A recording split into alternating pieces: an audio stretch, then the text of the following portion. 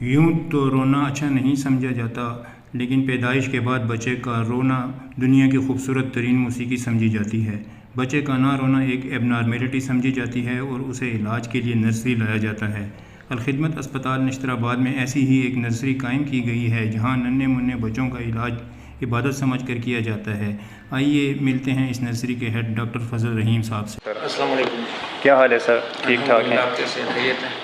سر دیکھیں، یوں تو جب بھی الخدمت کا نام آتا ہے تو اس میں کلائمیٹس کے حوالے سے باتیں آ جاتی ہیں، سیلاب ہو، زلزلہ ہو، بم بلاسٹ ہو یا کوئی اور آفات ہو، تو وہ اس میں آپ کے جو اہلکار ہیں وہ بڑھ چڑھ کر حصہ لیتے ہیں۔ یہاں آپ نے ایک نرسری بھی بنائی ہوئی ہے جو پری میچور بچوں کے لیے ہے، آپ اس بارے میں ہمیں کچھ بتائیے گا۔ بسم اللہ الرحمن الرحیم۔ سب سے پہلے تو آپ لوگوں کا بہت بہت شکریہ کہ بہت سینسیٹیو ٹاپک کے اوپر جو ہمارے کے پی کے خیبر پختونخوا میں اس کے اوپر آپ لوگوں نے ڈسکشن کی اور یہاں پر آئے، تو سب سے پہلے آپ لوگوں کا شکریہ، بہت بہت شکریہ۔ اس کے بعد نیو بورن کے حوالے سے ہر کسی کی خواہش ہوتی ہے شادی کے بعد یا گھر میں ہر کسی کی خواہش ہوتی ہے کہ ان کے آنگن میں بچے کھیلے کودے، مطلب یہ ہے کہ اس کے بغیر زندگی نامکمل ہے۔ اور اس کے بعد جب بچہ پیدا ہو جاتا ہے تو بچہ پیدا کرنا تو ایک الگ بات ہے، مگر پیدائش کے بعد اس بچے کی جو اس کو ضرورت ہے وہ مہیا کرنا یہ ہمارا فرض ہے اور یہ بہت زیادہ ضروری ہے۔ سر یہ بتائیے گا کہ یہ جو مشین پڑی ہوئی ہے کس چیز کی ہے؟ یہ پورٹیبل ایکس رے ہے۔ بچہ جب یہاں پر آتا ہے تو بجائے ایکس رے ڈپارٹمنٹ میں لے کے جانے کے بجائے یہی اسی جگہ پہ ان کا ایکس رے ہو جاتا ہے، جس سے بچہ بھی کئی خواب خواریوں سے بچ جاتا ہے، اٹینڈنس بھی بچ جاتے ہیں، اور بچے کی زندگی میں مطلب اگر آپ اس کو شفٹ کرو گے، اس کو آکسیجن کی ضرورت ہے تو بہت بڑا مسئلہ ہوتا ہے آکسیجن سلنڈر کے ساتھ اس کو لے کے جانا۔ تو یہ ایک بہت اچھی سہولت ہے نرسری کی، جو بہت کم نرسریز کے اندر ہے، اور اسی جگہ کے اندر ہم اس کا ایکس رے کر لیں۔ یہ آکسیجن سلنڈر ہم نے احتیاطاً بیک اپ کے لیے رکھا ہوئے ہیں، جو کیونکہ ہماری سینٹرل لائن ہے ایئر کی بھی اور آکسیجن کی بھی سینٹرل لائن ہے، وہاں ٹینک لگے ہوئے ہیں جس سے ہماری پوری سینٹرل لائن آ جاتی ہے۔ جو آپ کو جیسے آپ نظر آ رہا ہے، آپ کو یہ پائپ نظر، یہ ایئر کی پائپ ہے، وہ آکسیجن کی پائپ ہے۔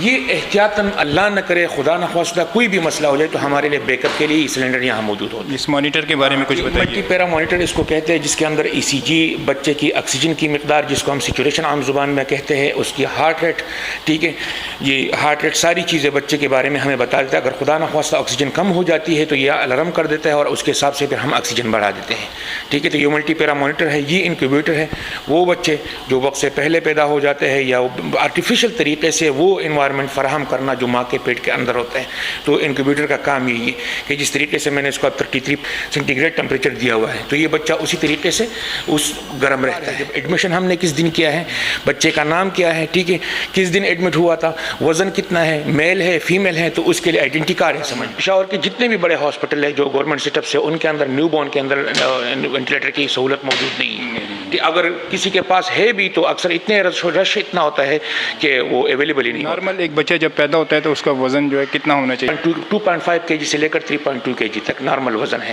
3.2 سے زیادہ ہے تو کوئی ایشو نہیں ہے، ٹھیک ہے، مگر نارمل رینج جو ہے 2.5 کے جی سے لے کر 3.2 کے جی تک نارمل ویٹ ہے۔ اچھا، یہ دیکھا گیا ہے کہ جو مائیں ڈائبٹیز کا شکار ہوتی ہیں تو ان کے بچے اوور ویٹ ہوتے ہیں۔ اوور ویٹ ہوتے ہیں، بالکل، ان کے بچے اوور ویٹ ہوتے ہیں، اور اس میں ہوتا یہ ہے کہ اس بچے کو پھر ہم آبزرویشن میں رکھتے ہیں، کیونکہ اوپر ہائپوگلیسیمیا میں ان کے جانے کا خطرہ ہوتا ہے، شوگر ان کا کم ہو جاتا ہے، اور شوگر ہماری سمجھ لو سادہ الفاظ میں کہتا ہوں دماغ کی غذا ہے، ٹھیک ہے، جس کی وجہ سے بچہ سائنوز ہو جاتا ہے، بالکل سمجھ لو بے ہوشی کی حالت میں چلا جاتا ہے۔ تو ایسے بچوں کو ہم یہاں پر رکھتے ہیں 72 آورس تک، اور ساتھ میں اس کی وہ میئر کرتے رہتے ہیں، شوگر جو ہے اس کو دیکھتے رہتے ہیں وقت، وہ 6 گھنٹے پہ 4 گھنٹے پہ، اور جیسے یہ فیٹ کے اوپر وہ اپنی شوگر لیول مینٹین کر دیتا ہے تو اس کے بعد اس کو ڈسچارج کر دیتا ہے۔ ڈاکٹر صاحب یہ بتائیے کہ ان کی نیوٹریشن کا آپ کس طریقے سے بندوبست کرتے ہیں؟ ایک وہ جو کہ مدر نیوٹریشن کے اوپر ہوتے ہیں اور ایک وہ جو ٹاپ نیوٹریشن کے اوپر ہوتے ہیں۔ بچہ جس ڈیزیز کے ساتھ آ جاتے ہیں اس کو دیکھتے ہوئے ہم نیوٹریشن کا انتظام کرتے ہیں۔ سب سے پہلے جب ہمارے پاس بچہ آتا ہے تو ہم آئی وی لائن مینٹین کرتے ہیں۔ آئی وی لائن کے ساتھ شروع کے 24 آورز میں ہم اس کو 10% ڈیکسٹروز واٹر دیتے ہیں۔ 10% ڈیکسٹروز واٹر کا مطلب ہے کہ 10 گرام شوگر 100 ml کے اندر، کیونکہ شروعات میں بچے کا شوگر لیول ڈاؤن ہو جاتا ہے۔ اس کے بعد اس کی کنڈیشن کیسی ہے، اگر اس کو ڈسٹریس زیادہ ہے اس کو این جی پاس کر دیتے ہیں، اگر این جی سے معدے سے کوئی گندا مواد نہیں آ رہا، اسپریٹ نہیں آ رہا، تو اس کے بعد اس کو آہستہ آہستہ ہماری پریورٹی یہ ہوتی ہے کہ ہم اٹینڈنس کو کہتے ہیں کہ ہمیں ای بی ایم لا کے دے دو۔ E B M means express breast ملک، ٹھیک ہے، ماں کا دودھ ہمیں لا کے دے دو، تو ہم وہ آہستہ آہستہ این جی سے شروع کر دیتے ہیں۔ ڈپینڈ کرتا ہے، بہت ساری بیماریاں ہوتی ہیں جس میں ہم تھوڑا سا ویٹ بھی کر دیتے ہیں بچے بچے کے لیے، ٹھیک ہے. اگر کوئی بچہ اس قابل ہو کہ اس کی سانس کی رفتار صحیح ہے، آکسیجن سیچوریشن خراب نہیں ہے، ٹھیک ہے، زیادہ کم نہیں ہے، اور وہ فیڈ ٹالریٹ کر سکتا ہے، معدے سے گندا مواد نہیں آ رہا، تو ہم شروع میں 1 cc سے 2 cc سے اسٹارٹ لے لیتا ہوں. گریجولی آہستہ آہستہ اس کو بڑھا کے دیکھتے ہیں. پھر اس کے بعد اس کی سیکنگ ریفلیکسز دیکھتے ہیں. اگر سیکنگ ریفلیکسز صحیح ہے، جو فیڈ ہم نے این جی سے دیا تھا وہ ٹالریٹ کر رہے ہیں، تو آہستہ آہستہ ہم اس کو اس پہ فیڈر سے یا ماں کو بلا کے، اگر ماں آ سکتی ہے تو ماں کا ٹرائل دے دیتے ہیں. یہاں پر ماں کا ٹرائل دینے کے بعد ہم اس کو کہتے ہیں کہ بچہ الحمدللہ دودھ لے لے، تو 24 آورس تک ماں کے پاس، ہمارے پاس اپنے روم سے اس میں رکھتے ہیں. اس کے بعد جب ماں مطمئن ہو جاتی ہے، ہم دیکھتے کر کوئی ایشو سامنے نہیں آتا، تو اس کے بعد 24 آورس کے بعد اس کو 48 آورس کے بعد اس کو ڈسچارج کر دیتے ہیں. بتائیے گا اگر بچہ کوئی رو رہا ہوتا ہے تو اس کو آپ کس طریقے سے ٹریٹ کرتے ہیں، کیا کرتے ہیں؟ ڈپینڈ کرتے ہیں رونے کی وجہ کیا ہے. سب سے پہلے یہ دیکھنا ہے کہ رونے کی وجہ کیا ہے. ایک تو وہ بچہ جو ڈیلے کرائی ہوتا ہے، وقت پہ نہیں روتا، تو ایسے بچے ہیں ان میں ایکسیسو کرائی کی ہسٹری ہوتی ہے، بہت زیادہ شدید روتے ہیں، ٹھیک ہے. اس کے بعد اگر یہ مسئلہ نہیں ہے، دوسرا بچہ رو رہے تو ہم سب سے پہلے دیکھتے ہیں کہ اس کا آئی وی لائن دیکھ لے کہ اس کا آئی وی لائن سویل تو نہیں ہے، جہاں سے اس کو ڈرپ مل رہی ہے، انجیکشن مل رہے تو خدا نخواستہ اس میں سویلنگ تو نہیں ہے کہ اس کو درد محسوس ہو رہا ہے. اس کا پیمپر ایسا نہیں کہ 24 آور سے ایک پیمپر لگا ہوا ہے اور وہ بچے کو لگا ہوا ہے، تو پیمپر دیکھ کے یہ سارے وجوہات تلاش کر کے اس کے بعد دیکھتے ہیں.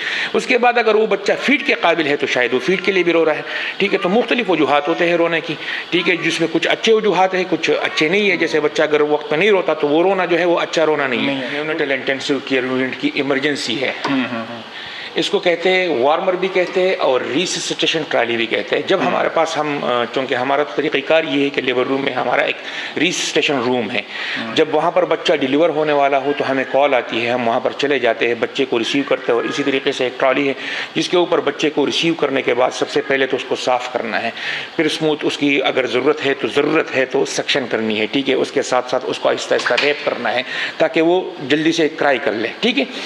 اس کے بعد بچہ جب ہمارے پاس یہاں آتا ہے تو ہم اسی کے اوپر رکھ کے اس کی سیچوریشن، اس کی آکسیجن کی مقدار، ساری چیزیں چیک کرنے کے بعد اس کو آئی وی لائن پاس کر کے اینٹی بائیوٹک کور دے کے اس کے بعد اٹینڈنٹس کو بلا کے اس کو سمجھا کے کہ اس بچے کو کوئی ایشو ہے یا نہیں ہے.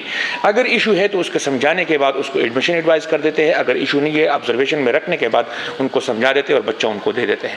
تو فرسٹ ریسیونگ ہمارے اسی ٹرالی کے اوپر بچہ ہم یہاں ریسیو کرتے ہیں، اس کے بعد پھر یہاں ساری مینجمنٹ کر کے انکیوبیٹر میں ڈال لیتے ہیں. کچھ اور میڈیسن ہیں جو آپ کو باہر سے منگوانا پڑتی ہیں؟ جی عام زبان میں اس کو کرش ٹرالی کہتے ہیں یا کرش کارڈ کہتے ہیں، ٹھیک ہے، جس میں ہمارے ساتھ جتنے بھی ایمرجنسی ڈرگز ہیں وہ پڑے رہتے ہیں، ٹھیک ہے، جو آپ کو نظر آ رہے ہوں گے. اب بچہ آیا تو اس کے بعد وہ بچہ سیریس ہے، اس بجائے اس کے کہ آپ اٹینڈنس کو پرچہ پکڑا دے کہ آپ جاؤ میڈیسن لے کے آؤ، تو ساری چیزیں ہمارے پاس اویلیبل ہوتی ہیں، ٹھیک ہے. جب بچہ جس میں ایمرجنسی کی جیسے آپ کو ایمبوبیگ نظر آ رہا ہے، لارنجوسکوپ ہے، ساری چیزیں ہیں، ٹھیک ہے. اس کے بعد ای ٹی ٹی وغیرہ، انڈوٹریکل ٹیوب، ساری چیزیں انڈوٹریکل ٹیوب ہے، ٹھیک ہے. تو اٹینڈنس کو پھر ہم اس کے خوار نہیں کرتے کہ نہیں آپ جاؤ یہ لو، کیونکہ ایمرجنسی میں آپ کے پاس ایک سیکنڈ اہم. کچھ میڈیسن ایسی ہوتی ہیں جن کے لیے ٹمپریچر کا مینٹین کرنا یا ٹمپریچر مینٹین ہوتی ہیں، اس کے لیے آپ کی کیا ارینجمنٹس ہیں؟ اس میں ہمارے لیے یہ فریج پڑا ہوا ہے. ایک تو ہمارے فارمیسی میں بھی الحمدللہ بہت سارا سسٹم ہے کولڈ چین کے حوالے سے، کہ جہاں پر جو کولڈ چیزیں جو ایسے میڈیسن ہو جس کے ٹمپریچر مینٹین کرنا پڑتا ہو، جس کو ہم اس میں کبڑ میں نہیں رکھ سکتے، تو وہاں پر بھی ہے. اور ہمارے پاس بھی احتیاطاً یہاں پر جتنے بھی انجیکشن، اگر کوئی انجیکشن ہم ڈائلوٹ کر دیں، ایک انجیکشن ایسا ہوتا ہے کہ جو اس کی مقدار ہم بچے کو 100 ملی گرام لگا رہے ہیں وہ 500 ملی گرام کی آ رہی ہے، ٹھیک ہے. تو ڈائلوشن کے بعد آپ اس کو عام ٹمپریچر پہ نہیں رکھ سکتے، تو جو اس کو فریج میں رکھنا پڑتا ہے، ٹھیک ہے. تو اس کے لیے ہمارے پاس فریج کا انتظام ہے الحمدللہ، جس میں ہم رکھتے ہیں. ضرور بتائیے گا کہ یہاں پہ جتنے بھی ایڈمٹ بچے ہیں ان کا تعلق صرف اور صرف پشاور سے ہے یا نہیں دوسرے شہروں سے بھی یہ یہاں پر آتے ہیں؟ بہت اچھا کوشچن کیا آپ نے. اس میں یہ ہے کہ ہمارے ہاں تقریباً 600 سے لے کر 700 تک ڈیلیوریز یہاں پر سی سیکشن وغیرہ ساری چیزیں ملا کر تقریباً اندازہ اتنا ہے کہ اتنے ہو جاتے ہیں پر منتھ. کچھ بچے یہاں کے ہیں مگر زیادہ تر بچے ہمارے پاس باہر سے آتے ہیں. ایک تو وہ ریٹ کی وجہ سے کہ باہر کی جگہوں پہ مطلب یہ کہ ریٹ بہت زیادہ ہے تو اس کی وجہ سے. دوسری بات یہ کہ جو پریفریز ہے جیسے چارسدہ ہے، مردان ہے، حتیٰ کہ پچھلے دنوں میرے پاس سمر باغ سے بھی ایک بچہ آیا تھا جس کو کئی ہاسپٹل نے ریفیوز کیا تھا کہ آپ کا بچہ مطلب بچ نہیں سکتا، اور تقریباً وہ بچہ جب پیدا ہوا تو اس کا وزن صرف 1 کلو تھا.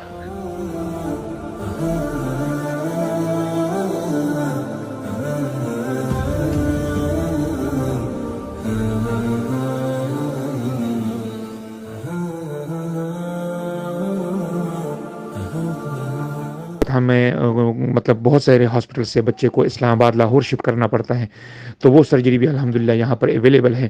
یا نیکروٹائزنگ انٹرکولائٹس کے جو آنتوں کا انفیکشن ہے، سمجھ لو عام زبان میں ہم یہ کہیں گے، ان کی سرجری وغیرہ، تو پیڈیاٹرک سرجری کی یہاں پر سہولت موجود ہے. آخر میں ہمیں آپ کیا پیغام دینا چاہیں گے اپنے ناظرین کے لیے؟ بچے نہ ہونے کی وجہ سے معاشرتی ہمارے ہاں معاشرے میں جتنے مسائل ہیں، اور پھر اسپیشلی عورت کے لیے جتنے مسائل کا سامنا کرنا پڑتا ہے، کتنے مطلب یہ ہے کہ لوگ باتیں کرنا شروع کر دیتے ہیں.